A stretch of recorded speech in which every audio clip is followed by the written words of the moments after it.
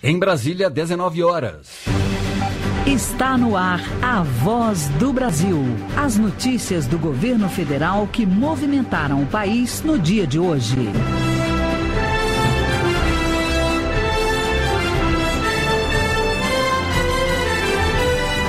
Boa noite. Boa noite para você que nos acompanha em todo o país. Terça-feira, 10 de janeiro de 2017. E vamos ao destaque do dia. Tropas da Força Nacional já estão nos estados do Amazonas e de Roraima para ajudar na segurança de presídios. Repórter Thaísa Dias. A Força Nacional não vai substituir os agentes penitenciários. Os agentes federais vão auxiliar na segurança pública. Eles farão atividades como o patrulhamento no entorno das prisões e a transferência de presos, por exemplo. Envio da Força Nacional faz parte do auxílio do governo para 7 estados, que também inclui equipamentos e armas. E você também vai ouvir na Voz do Brasil de hoje. Safra recorde de grãos. Brasil deve colher mais de 215 milhões de toneladas. Acesso à internet, TV digital, lançamento de satélite. Vamos falar sobre esses assuntos ao vivo com o ministro da Ciência, Tecnologia, Inovações e Comunicações, Gilberto Kassab. Hoje na apresentação, Gabriela Mendes e Nazi Brum. E para assistir a gente ao vivo na internet, basta clicar www.voz.gov.br.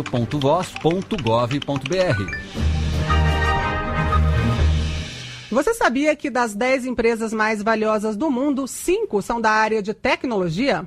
A inovação vem ganhando importância cada vez maior no nosso dia a dia e, como consequência, na economia mundial. E não é só a tecnologia e a inovação que trazem desenvolvimento aos países. O investimento em pesquisas científicas também gera avanços, novos conhecimentos e lucros. É só usar como exemplo o impacto que a descoberta de um novo remédio, uma nova vacina pode trazer. E para falar sobre esses temas, a gente começa a Voz do Brasil de hoje recebendo aqui no estúdio o ministro da Ciência, Tecnologia, Inovações e Comunicações, Gilberto Kassab. Boa noite, ministro.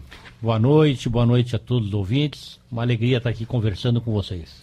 Ministro, vamos começar falando sobre internet. Algumas regiões do país, sobretudo a região norte, sofrem com dificuldades de comunicação, em especial conexão de internet. O que o governo está fazendo para melhorar isso? Bom, primeiro é importante registrar a importância da internet no mundo de hoje. Cada vez mais a internet é a principal parceira do ser humano. A internet nos ajuda a monitorar a geladeira, a acender a luz de casa quando você está fora, a tomar providências na sua casa, no seu escritório. É o mundo da internet, até porque existe hoje o projeto Internet das Coisas. E é evidente que nas regiões mais distantes do Brasil, do ponto de vista econômico, as empresas têm menos interesse. Essa é a razão do governo obrigá-las contratualmente a investir nessas regiões. E existe um plano diretor de investimento. Esse plano diretor, a sua implantação é mais lenta, mas seja através da nova lei geral, que prevê investimentos muito expressivos, seja com a fiscalização da Anatel e a utilização dos recursos da multa, nos possibilitarão cada vez mais chegar a essas localizações distantes e que também são muito importantes para a gente ter um Brasil cada vez mais igual. Ministro, em março o governo deve lançar aí uma parceria com a França, um satélite para o espaço. Na prática, quais são os benefícios desse satélite para a população? Em primeiro lugar, no campo da segurança nacional. O Ministério da Defesa, ele terá exclusividade em faixas desse satélite, tendo, portanto, a sua autonomia em relação a políticas de monitoramento, fazendo com que o Brasil tenha, com isso, a sua segurança nacional aperfeiçoada. No que diz respeito aos outros espaços, do ponto de vista comercial, será uma operação que trará recursos para o Brasil, para o governo, e do ponto de vista de consumidor, vamos poder chegar melhor em algumas políticas públicas, principalmente comunicações, como agora há pouco vocês estavam citando, a internet nas regiões mais distantes. Via satélite, nós vamos chegar lá de uma maneira muito mais rápida, uniforme, e com isso acelerarmos a implantação desse Brasil mais igual. E o Brasil mais igual no mundo de hoje é aquele que a população tem acesso à saúde pública de excelência, ao ensino público e também à internet. O satélite vai agilizar a implantação da internet nesses locais distantes. Outro grande projeto desenvolvido pelo Ministério é o cabo submarino entre o Brasil e Portugal. Qual a importância desse projeto?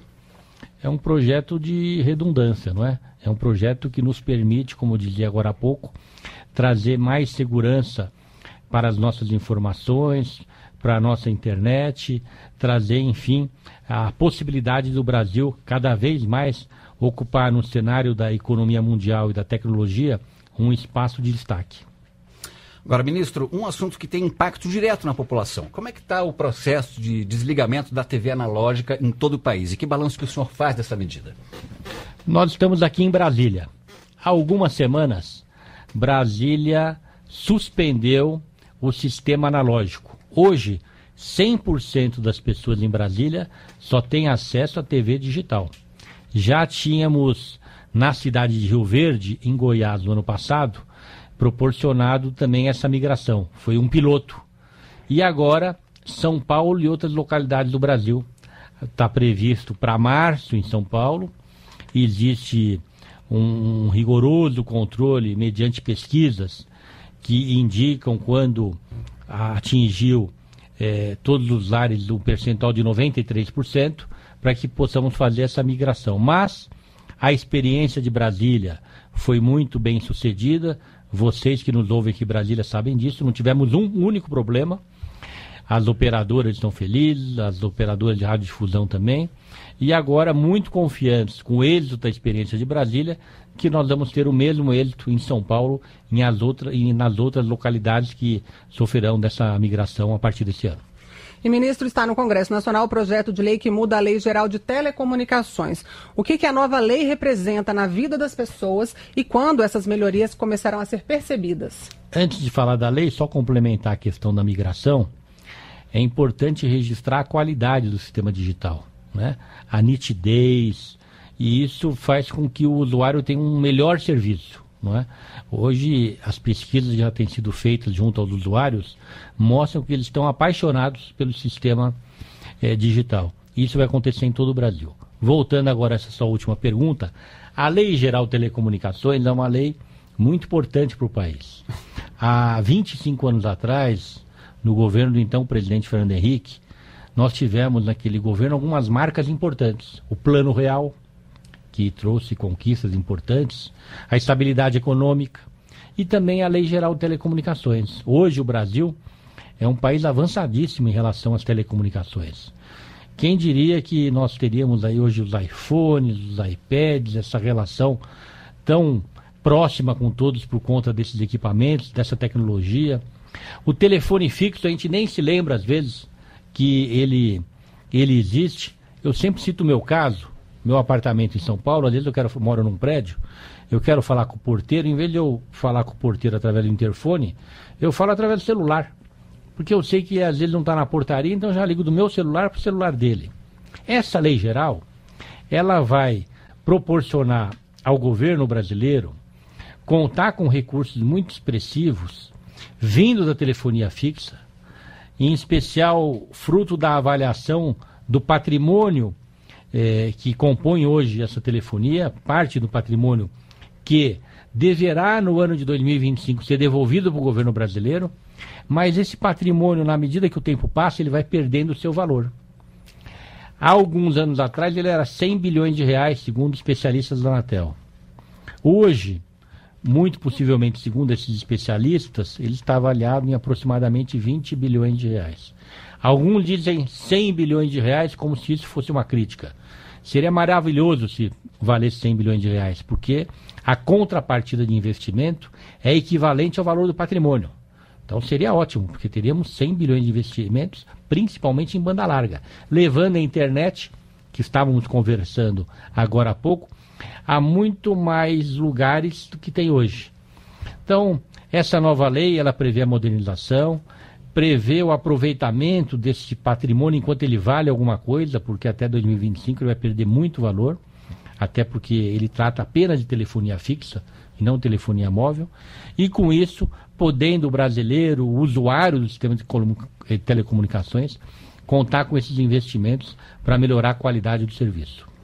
Tá certo, então. Então a gente encerra essa entrevista aqui agradecendo a presença do ministro Gilberto Kassab aqui no estúdio da Voz do Brasil. Muito obrigado, ministro. Eu que agradeço aí a oportunidade e cumprimento vocês pela excelência do trabalho e deixo aqui meu boa noite mais uma vez aos queridos ouvintes da nossa Voz do Brasil.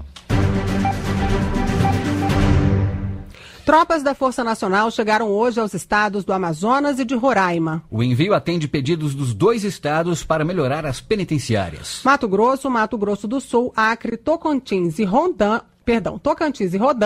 Rondônia também solicitaram auxílio do Ministério da Justiça e vão ser atendidos. A maioria pediu equipamentos e armas para a segurança dos presídios. No final do ano passado, o governo liberou 1 bilhão e 200 milhões de reais para os estados investirem no sistema prisional. E esses novos pedidos são para casos de emergência, já que alguns estados não podem comprar equipamentos de forma imediata. Os 200 agentes da Força Nacional desembarcaram nesta terça-feira em Manaus e em Boa Vista. Cada estado vai contar com 100 agentes para trabalhar na segurança das penitenciárias dos estados. Desde o primeiro dia do ano, 64 presos foram mortos em presídios de Manaus. Em todo o país, foram 99 detentos mortos nos presídios só na semana passada. Nesta segunda-feira, o ministro da Justiça, Alexandre de Moraes, reconheceu que há uma crise no sistema prisional, mas a situação está sob controle. Ele explicou que a Força Nacional não vai substituir os agentes penitenciários. Os agentes federais vão auxiliar na segurança pública. Eles farão atividades como o patrulhamento no entorno das prisões e a transferência de presos, por exemplo. E segundo o ministro, o governo ainda vai enviar um helicóptero para ajudar na recaptura de fugitivos. Há uma unanimidade no sistema penitenciário, independentemente de ideologia, que quem prende não deve cuidar. Isso é unânime. Por isso que a Força Nacional, ela foi criada, ligada à Secretaria Nacional de Segurança Pública, tem treinamento de segurança pública, ela não pode substituir agentes penitenciários. Isso é uma contingência legal.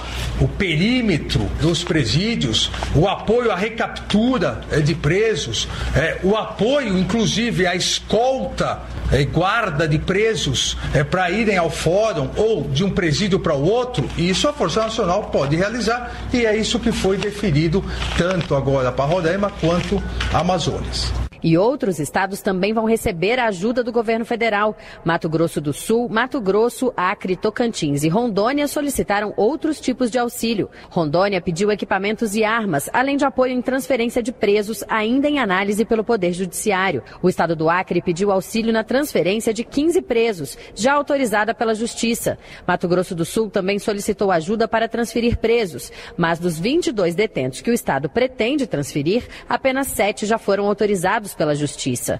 Mato Grosso pediu armamentos e equipamentos e Tocantins receberá do Ministério da Justiça mais de 1.300 coletes à prova de balas. Reportagem Thaísa Dias. O ministro da Justiça, Alexandre de Moraes, discutiu hoje com defensores públicos penas alternativas para crimes menos graves e a criação de uma força-tarefa para reduzir prisões provisórias. Nesta semana, o ministro defendeu a realização de um mutirão de audiências de custódia para a possibilidade de penas alternativas. Segundo Alexandre de Moraes, recursos vão ser liberados para a aquisição de tornozeleiras eletrônicas que permitiriam o monitoramento de criminosos em liberdade vigiada. O ministro informou que entre os presos brasileiros, 42% são provisórios. No Amazonas, onde ocorreu a rebelião, o percentual é de 56%. A média mundial é de 22%. E nos países desenvolvidos, fica em torno de 8%. Vale lembrar que o Plano Nacional de Segurança não prevê nenhuma medida que possa beneficiar presos provisórios pela prática de crimes de corrupção contra a administração pública, inclusive na Operação Lava Jato. 19 horas 14 minutos no horário brasileiro de verão. Brasil deve colher safra recorde de grãos. Daqui a pouco a gente explica as razões para essa alta estimativa. Não saia daí. O presidente Michel Temer esteve hoje em Portugal para participar do funeral de Mário Soares, ex-presidente português que morreu sábado aos 92 anos. Temer também se reuniu com o presidente do país, Marcelo Rebelo de Sousa. A repórter Marieta Casarré acompanhou e traz as informações. O presidente da República, Michel Temer, chegou hoje de madrugada a Lisboa para participar da cerimônia fúnebre em homenagem ao ex-presidente de Portugal, Mário Soares, e prestar condolências ao povo português. No final da manhã, Temer foi recebido pelo presidente de Portugal, Marcelo Rebelo de Sousa, no Palácio de Belém, sede do governo português. Em declaração para a imprensa, Temer afirmou que a visita teve como objetivo enaltecer a grandeza de Mário Soares e reforçar os laços entre os dois países. Esta conjugação histórica entre Brasil e Portugal, que vem naturalmente de há muito tempo, foi reforçada no período em que Sua Excelência, o ex-presidente, ex-ministro,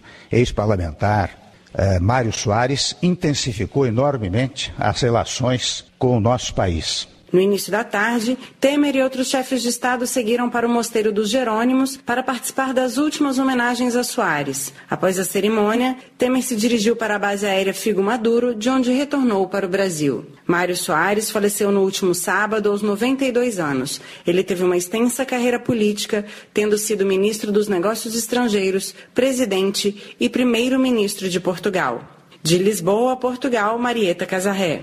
E o presidente da Câmara, Rodrigo Maia, que está como presidente da República em exercício em função da viagem de Temer a Portugal, sancionou hoje o orçamento de 2017. Este é o primeiro orçamento com a regra que estabelece um teto para os gastos públicos. Mas é bom lembrar que para 2017, a norma preserva os gastos mínimos com saúde e educação.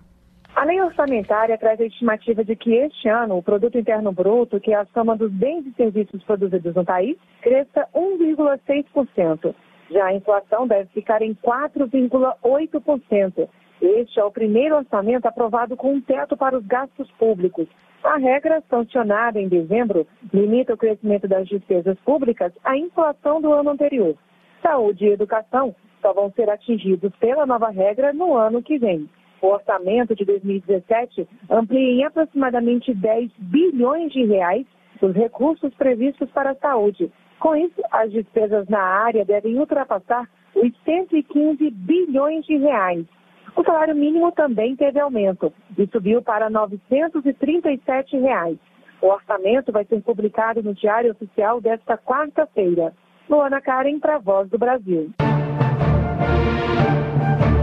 Municípios do estado de São Paulo vão receber recursos do governo federal para investir em serviços de saúde. O anúncio foi feito hoje pelo ministro Ricardo Barros. O ministro também participou da entrega de ambulâncias que vão substituir veículos do SAMU, o Serviço de Assistência Móvel de Urgência, com mais de 5 anos de uso.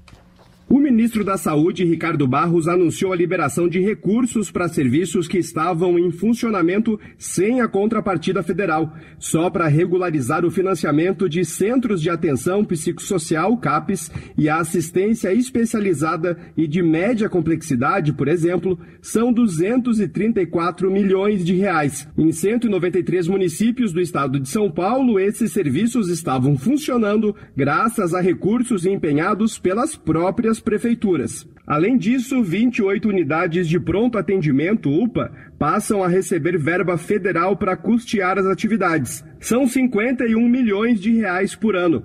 Ricardo Barros destaca que os investimentos somam 774 milhões e 700 mil reais. Trabalhamos muito lá em Brasília e empenhamos para São Paulo 774 milhões de reais.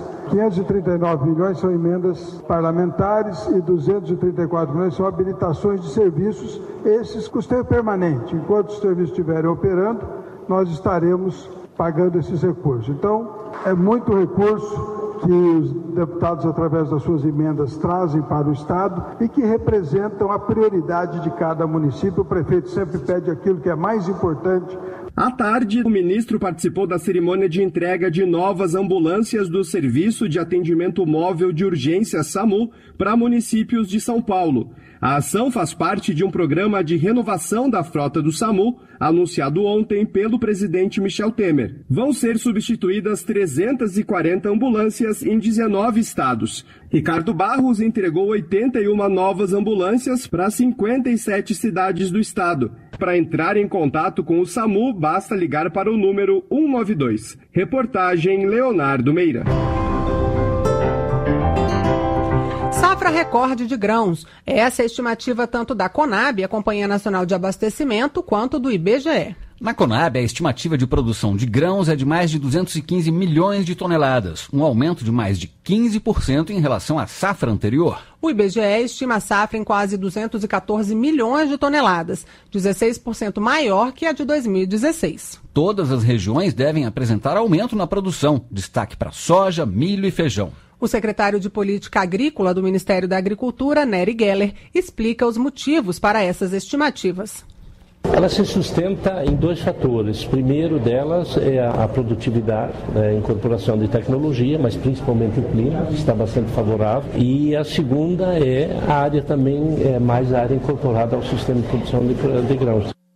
Os dados da Conab e do IBGE apresentam resultados diferentes porque as metodologias e tempos de safra não são iguais. A estimativa do IBGE é feita com base na produção de janeiro a dezembro, enquanto a Conab pesquisa o ano safra, que vai de abril a março do ano seguinte. 19h20 no horário brasileiro de verão. O combate a crimes e desvios de conduta no Serviço Público Federal é uma das prioridades do governo. Como informamos ontem aqui na Voz do Brasil, só no ano passado mais de 500 servidores foram expulsos depois de sofrerem um processo administrativo. A maioria dos casos se refere a atos de corrupção. O desvio de conduta de servidores públicos federais está na mira do Ministério da Transparência, Fiscalização e Controladoria Geral da União. Segundo o balanço da CGU, desde 2003, quando começou a série histórica, 6.209 agentes públicos perderam o emprego no país por algum tipo de improbidade prevista na Lei 8.112, o Estatuto do Servidor Público. Em 2016, esse tipo de punição foi recorde para o período de um ano. Foram 550 servidores expulsos da administração federal. Para o Corregedor-Geral da União, Antônio Carlos Vasconcelos Nóbrega, o fortalecimento dos órgãos de fiscalização contribui com o aumento das expulsões. É cada vez uma intolerância com atos de corrupção por parte da sociedade, por parte do poder público. Foram criadas diversas corregedorias. Ano passado, 7 novas corregedorias foram criadas. Ano passado, capacitamos mais de 1.000 servidores para atuar especificamente em processo disciplinar. O principal motivo da expulsão de servidores no ano passado foi o envolvimento em atos de corrupção. Foram 65% dos casos. Essas pessoas podem ficar com os direitos políticos suspensos por até 8 anos e ainda impedidas de ocupar cargos públicos. Reportagem Ney Pereira. O embaixador grego Kyriakos Amiridis foi homenageado hoje em cerimônia oficial do governo brasileiro. O embaixador foi assassinado em dezembro, quando passava férias no Rio de Janeiro.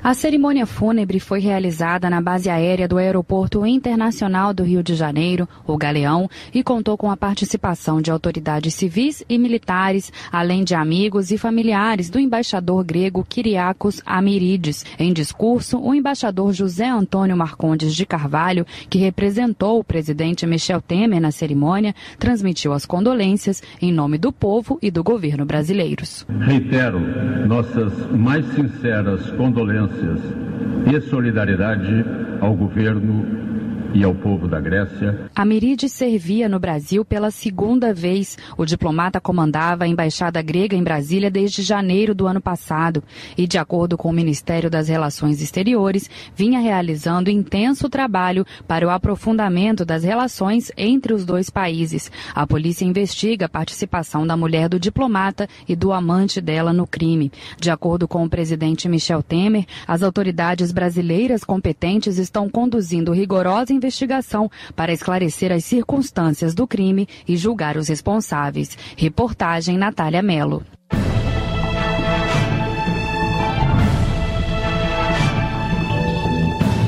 As vendas no comércio cresceram 2% em novembro na comparação com outubro. Os dados são do IBGE. Os principais destaques foram supermercados e produtos alimentícios. Também cresceram as vendas de artigos de uso pessoal e doméstico, de móveis e eletrodomésticos e o setor de equipamentos de escritório, informática e comunicação. A gerente de serviços e comércio do IBGE, Isabela Nunes, ressalta que as vendas foram impulsionadas pelas promoções da chamada Black Friday e pelo Natal. São atividades que se beneficiaram com as promoções observadas em novembro, em especial a Black Friday, fazendo com que se mostre uma antecipação das compras de final de ano, no mês de novembro. As vendas no varejo foram positivas em 23 estados, com destaque para os estados de Tocantins e Paraíba. Reportagem Alessandra Bastos. E essas foram as notícias do Governo Federal. Uma realização da Secretaria de Comunicação Social da Presidência da República. Com produção da empresa Brasil de Comunicação. Fique agora com as notícias do Poder Judiciário e do Congresso Nacional. Boa noite. Boa noite para você e até amanhã.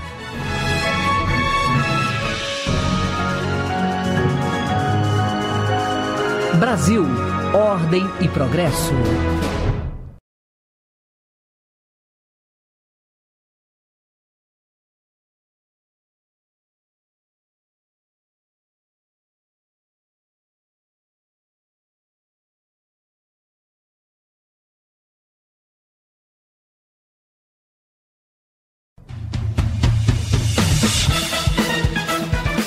Você vai ouvir agora notícias do Poder Judiciário.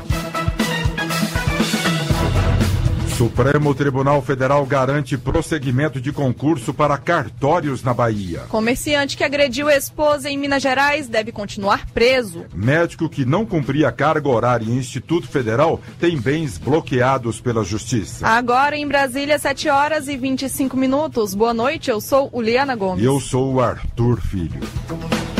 A presidente do Supremo Tribunal Federal, ministra Carmen Lúcia, manteve andamento do concurso público para preencher vagas de mais de 1.300 cartórios na Bahia. O processo seletivo estava suspenso por decisão da presidência do Superior Tribunal de Justiça, Ricardo Viula. A defesa do governo baiano chamou a atenção para o elevado número de cartórios fechados por falta de pessoal. Além disso, o Estado afirmou que as unidades em operação funcionam de forma insuficiente e precisam mobilizar servidores do Tribunal de Justiça da Bahia. Ao analisar o caso, a presidente do Supremo Tribunal Federal deu razão ao governo do Estado. Na decisão, a ministra Carmen Lúcia destacou que a suspensão do certame prejudica os serviços prestados pelos cartórios à população. Ainda segundo Carmen Lúcia, a interrupção do concurso por tempo indefinido gera transtornos para os candidatos, que já se programaram para participar das etapas previstas no edital.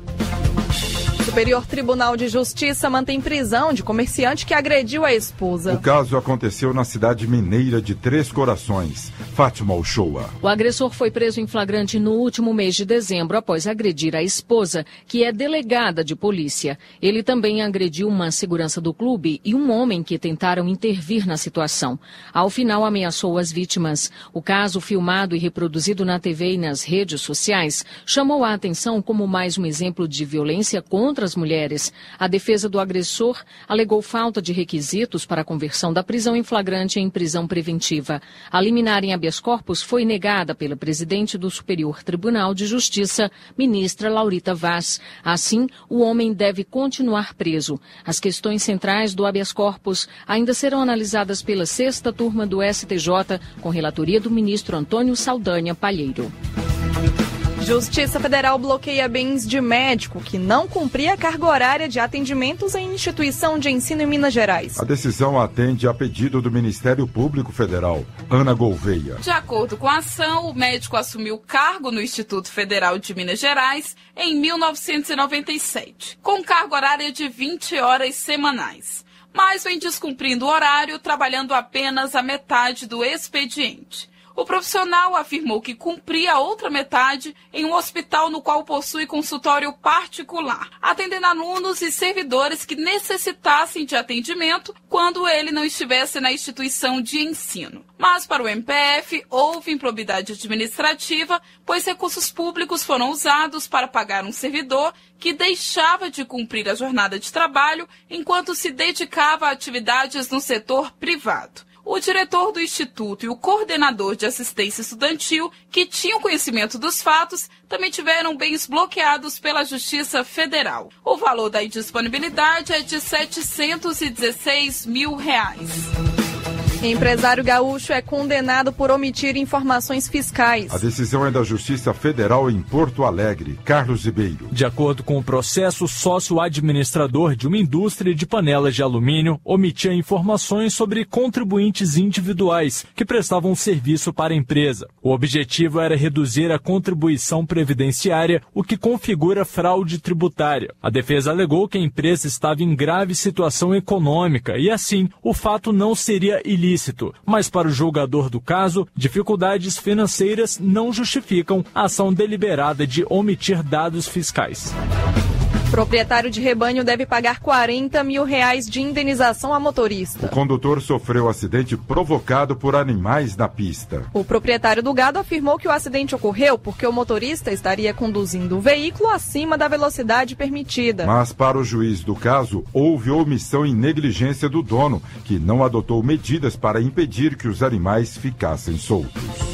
Você acompanha outras notícias do Poder Judiciário em 104,7 FM para o Distrito Federal e entorno, e também pela internet. Acesse www.radiojustiça.jus.br e siga pelo Twitter. twitter.com/radiojustiça. A você, uma boa noite. Boa noite. Notícias do Poder Judiciário, uma produção da Rádio Justiça, Supremo Tribunal Federal.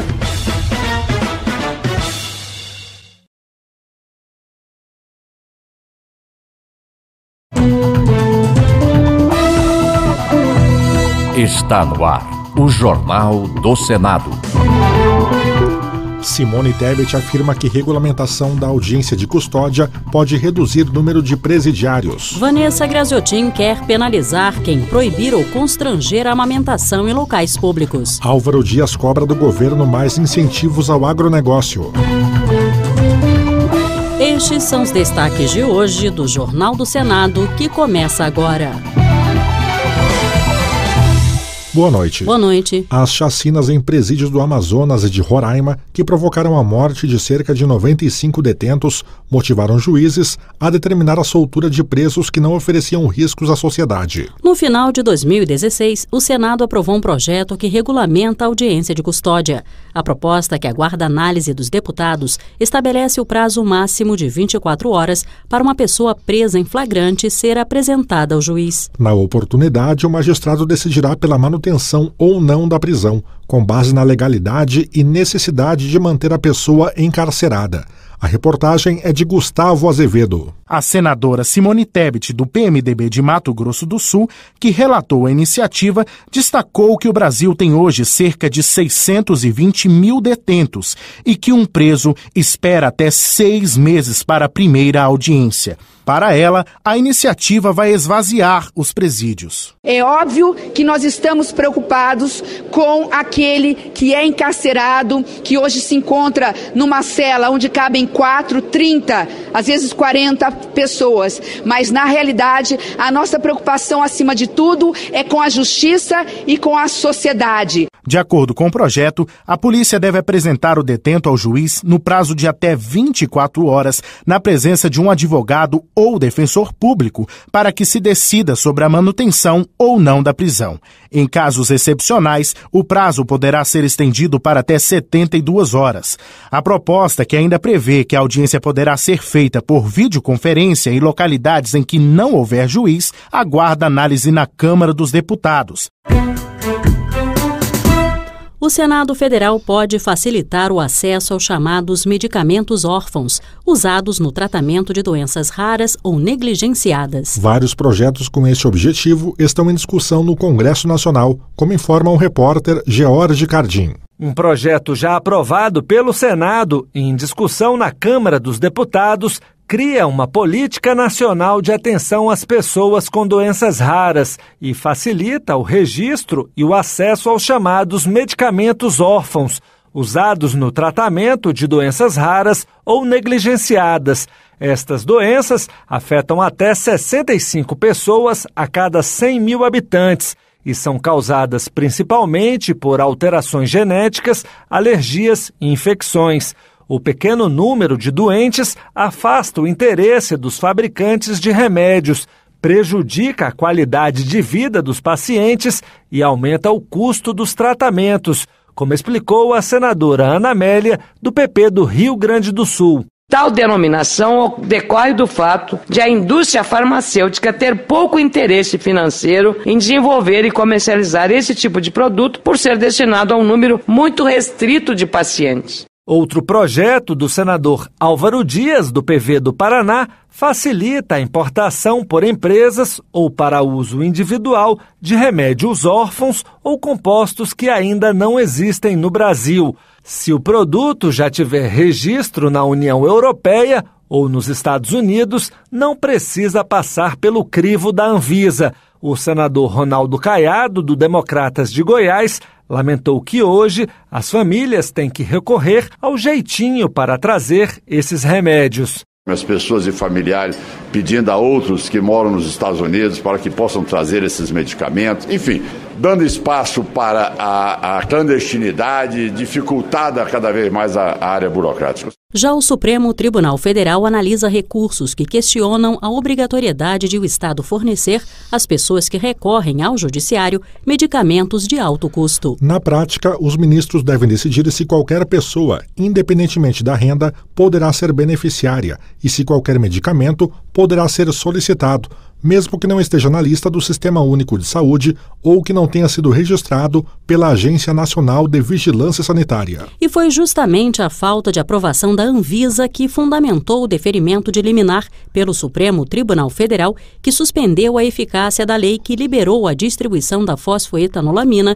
conhecida como pílula do câncer. O mérito dessa ação direta de inconstitucionalidade ainda deve ser julgado pelo plenário do STF. Enquanto isso não ocorre, o senador Ivo Cassol, do PP de Rondônia, autor da lei que libera a pílula para o tratamento de pessoas com câncer, voltou a defender a distribuição do medicamento e disse que, além de barato, não é nocivo à saúde. Esse tratamento, aonde eu passo no meu estado de Rondônia, as pessoas que me conhecem, pedem, pelo amor de Deus, Cassol, nos ajude. Cassol, como é que eu faço? Eu falei, vamos primeiro todo mundo pedir a Deus para que possa liberar essas pílulas.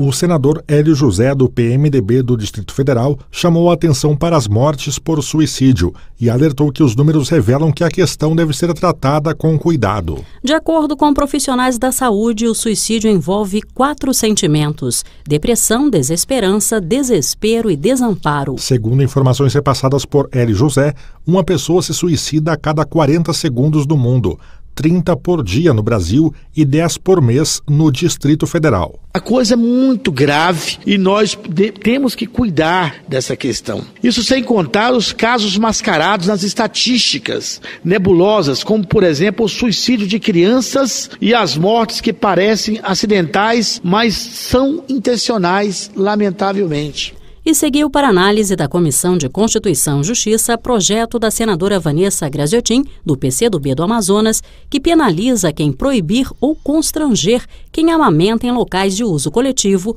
públicos ou privados, abertos ao público. Assim, mesmo que nesses logradouros haja locais específicos para a amamentação, as mães não poderão ser constrangidas ou forçadas a utilizá-los, cabendo a elas a decisão do melhor lugar. A senadora Regina Souza, do PT do Piauí, destacou a importância do projeto para mães e crianças. Tendo em vista que há ainda episódio de constrangimento, proibição ou segregação das mães que amamentam em espaços públicos, alguns municípios têm aprovado leis que qualificam essa atitude como infrações administrativas. Falta, contudo, lei federal que disponha sobre o direito das mulheres e das crianças à amamentação, garantindo sua presença e sua liberdade de espaço público, sem ser obrigada a usar salas e equipamentos que a segreguem. O que você pensa desse projeto?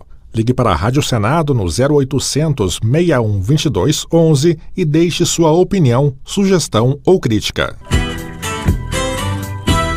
O senador Álvaro Dias, do PV do Paraná, cobrou mais sensibilidade do governo para a agricultura e disse que o setor vem sendo responsável pelo saldo positivo na balança comercial brasileira, chegando a gerar 942 bilhões de dólares no período de 1990 a 2015. Embora a agricultura tenha dado sustentação ao saldo comercial brasileiro, Álvaro Dias ressaltou que o setor ainda enfrenta diversas fragilidades, como a ausência de segurança jurídica e paz no campo. Também destacou a falta de acordos comerciais e de estrutura, que garanta acesso das regiões produtoras aos terminais portuários. Álvaro Dias afirmou ainda que fatores localizados fora das propriedades rurais têm contribuído para a falta de condições adequadas no ambiente de negócios que confiram maior produtividade e conquista de novos mercados com a inclusão de pequenos e médios produtores ao sistema. Nós temos know-how, temos tecnologia, precisamos de melhor gestão, principalmente gestão pública, para fazer avançar mais rapidamente a ascensão do padrão de renda dos produtores rurais brasileiros que ainda padecem com a baixa renda. E no Senado, uma proposta do senador Magno Malta, do PR do Espírito Santo, inspirada no movimento Escola Sem Partido, estabelece os princípios a serem seguidos na educação nacional. Dentre as medidas previstas está a proibição de que professores, por exemplo, se aproveitem da audiência dos estudantes em sala de aula para promover seus próprios interesses e opiniões. Mas, para a senadora Fátima Bezerra, do PT do Rio Grande do Norte, esse projeto é inconstitucional por reduzir a liberdade de expressão dos professores e impedir que no ambiente escolar haja reflexão da vida como ela é. A escola não pode estar dissociada do contexto onde ela está inserida e, portanto, ela não pode se omitir do debate, seja o debate no que diz respeito às questões de gênero, de orientação sexual, de religião, de raça e de etnia. Jornal do Senado. Apresentação Tiago Medeiros e Marluce Ribeiro. Áudio Eliseu Caires. O Jornal do Senado fica por aqui. Acompanhe agora as notícias da Câmara dos Deputados. Boa noite. Boa noite, até amanhã.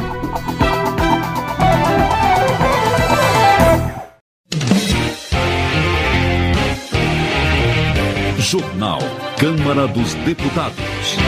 Temas polêmicos prometem esquentar debates no primeiro semestre. Projeto restringe o uso de pneus para marcação e proteção de espaços. Deputados destacam relevância de emendas para estados e municípios. Boa noite.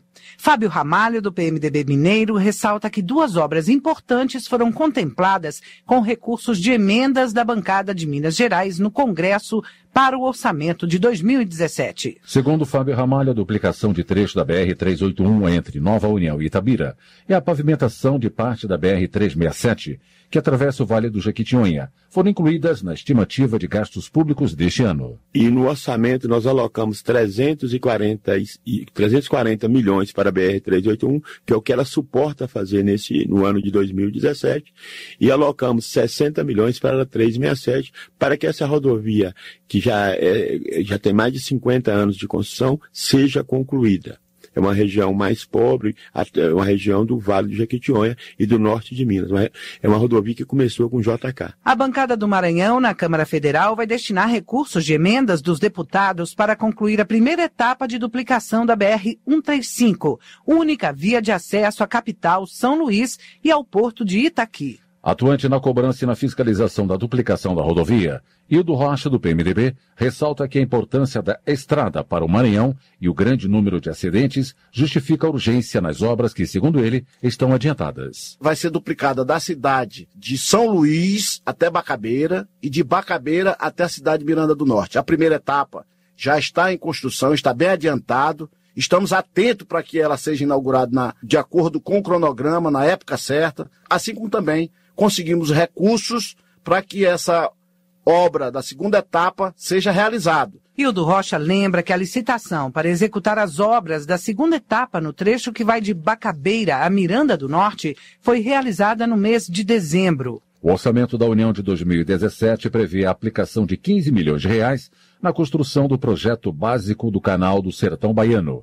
O pedido foi feito por José Carlos Aleluia, do Democratas. O canal é um sistema adutor com captação na margem direita do Rio São Francisco para reforçar o suprimento de água de várias bacias. José Carlos Aleluia explica que a medida, depois de executada, vai garantir a segurança hídrica a vários municípios do semiárido baiano, além de evitar o colapso nos projetos de irrigação. É um canal que tem a finalidade de aumentar a segurança hídrica da região. Segurança hídrica é basicamente para abastecimento humano, para matar a sede dos animais e para eventuais reforços do sistema hídrico existente. Por exemplo, no Itapicuru, você tem barragens importantes construídas que, eventualmente, não todo ano, mas em alguns anos, tem um déficit hídrico que termina prejudicando, aí sim, os projetos de irrigação. Nesse caso, você poderia usar o canal para suprir as deficiências desses sistemas, aumentando a segurança hídrica, diminuindo o risco de haver colapso nos projetos de irrigação. A falta de recursos nos hospitais de todo o país tem preocupado o delegado Edson Moreira, do PR Mineiro.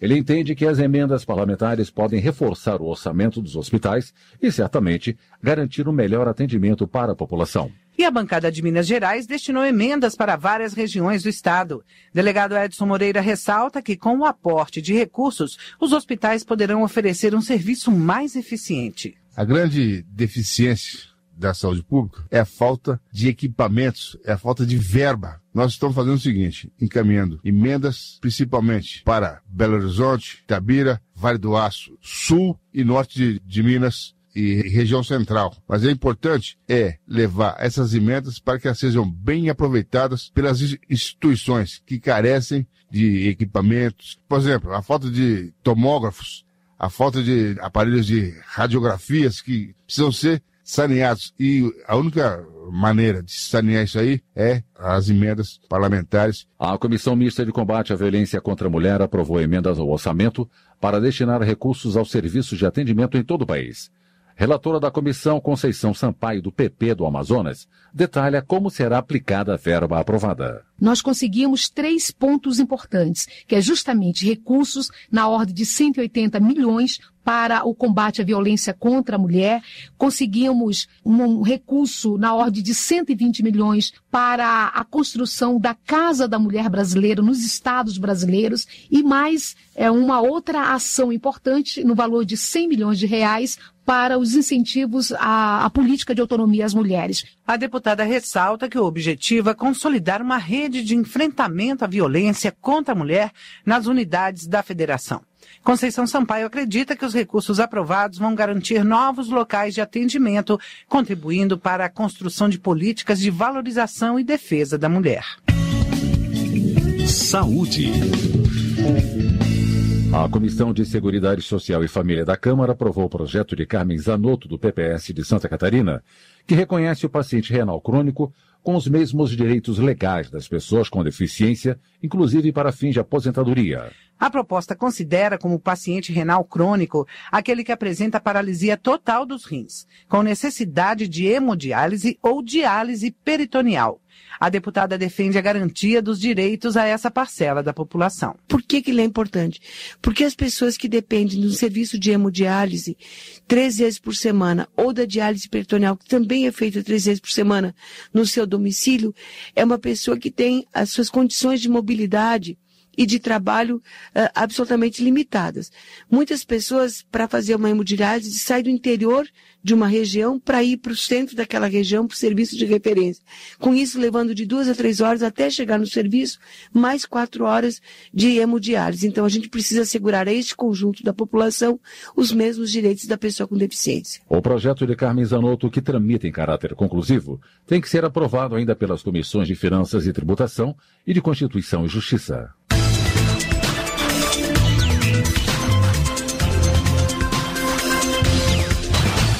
Avança na Câmara projeto que só libera o uso de pneus para proteção e demarcação de espaços em competições automobilísticas. O objetivo é evitar focos de proliferação do mosquito transmissor da dengue. A reportagem da Rádio Câmara traz mais detalhes sobre a proposta. A Comissão de Desenvolvimento Econômico da Câmara aprovou proposta que proíbe o uso de pneus como proteção contra danos a veículos e como demarcação de áreas e vias de circulação em estacionamentos, garagens, pistas de kart, autódromos e espaços semelhantes ao ar livre. O objetivo é evitar o acúmulo de água parada e a proliferação do mosquito que transmite a dengue e outras doenças. O texto aprovado é o substitutivo do relator, deputado Adail Carneiro, do PP do Ceará. O projeto original proíbe o uso dos pneus apenas em estacionamentos ao ar livre, mas o substitutivo é mais amplo e libera o uso de pneus apenas em competições automobilísticas. De qualquer forma, os organizadores dessas competições deverão se adequar às normas que eliminem a possibilidade de acúmulo de água, a serem definidas pelo Poder Executivo. Adail Carneiro explica que o projeto prevê multa em caso de reincidência. E quem se utilizar, continuar se utilizando,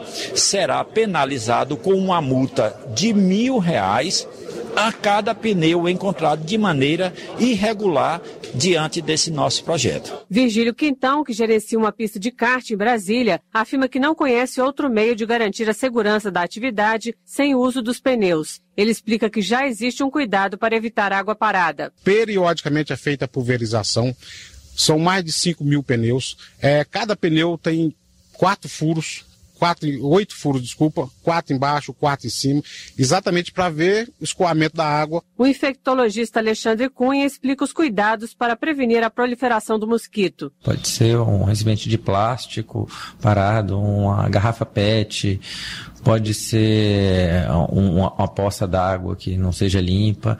Então, o pneu é um exemplo clássico, um vaso de planta também. Então, todo lugar que você achar que pode ter água parada, calha, entupida, esse lugar deve ser limpo e drenado para que não haja a eclosão dos ovos. A proposta que restringe o uso de pneus para marcação e proteção de espaços será analisada agora pelas Comissões de Seguridade Social e de Constituição e Justiça. Da Rádio Câmara de Brasília, Silvia Munhato.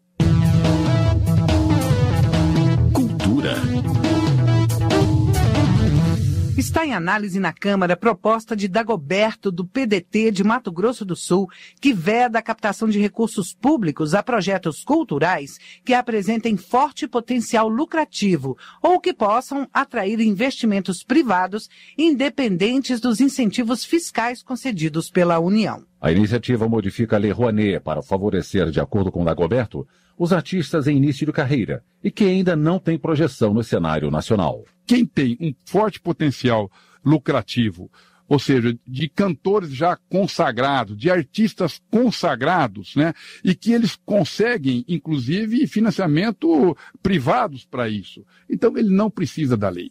Então, a lei ela é para acudir, é para incentivar aqueles que estão começando, né, e que querem algum dia chegar na altura que esses que, infelizmente, estão tendo os benefícios da Lei Rouanet. Então, é para incentivar, não é para dar manutenção ou pagar para aqueles que não precisam. Trabalho.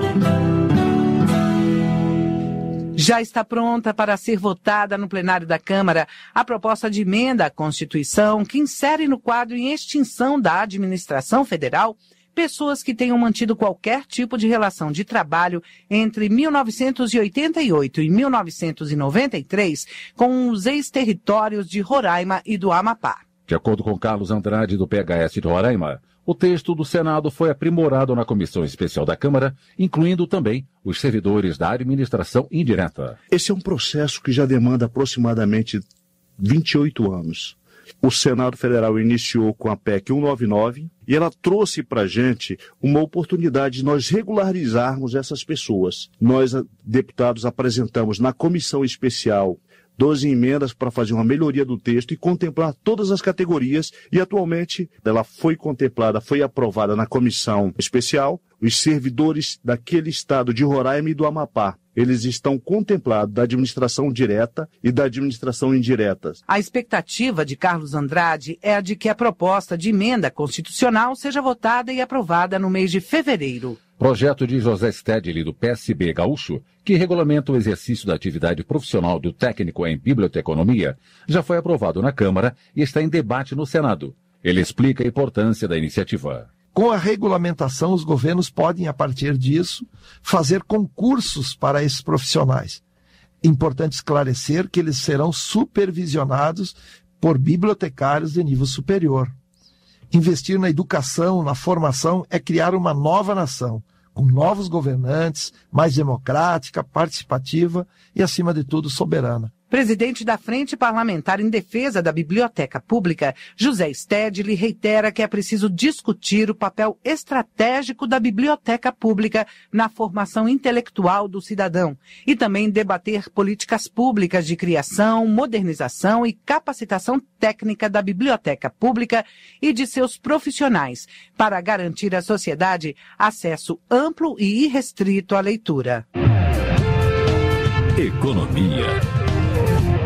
Avança na Câmara a proposta de Alan Rick, do PRB do Acre, que tenta reduzir diferenças regionais nos preços de combustíveis para evitar que os consumidores do Norte e Nordeste paguem um preço maior pela gasolina. O projeto cria uma conta específica para depósito da CID Combustível, que será revertida para subsidiar o produto. O objetivo é monitorar os saques da conta para que o preço médio cobrado dos consumidores do Norte e do Nordeste seja igual ou, no máximo, 5% superior ao valor cobrado nas outras regiões.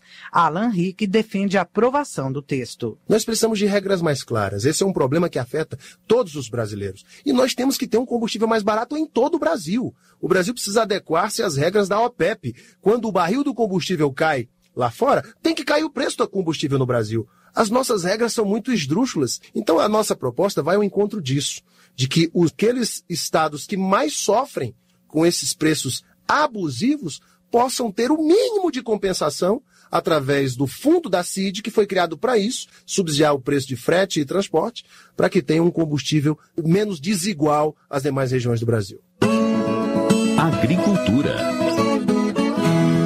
Já está em vigor a lei que regulamenta a integração entre produtores agrícolas e a agroindústria. Na integração, o produtor rural repassa à agroindústria os seus produtos na condição de matéria-prima, a ser processada e transformada no produto final. Segundo Valdir Colato, do PMDB de Santa Catarina, a lei vai garantir mais transparência nas negociações envolvendo os dois lados.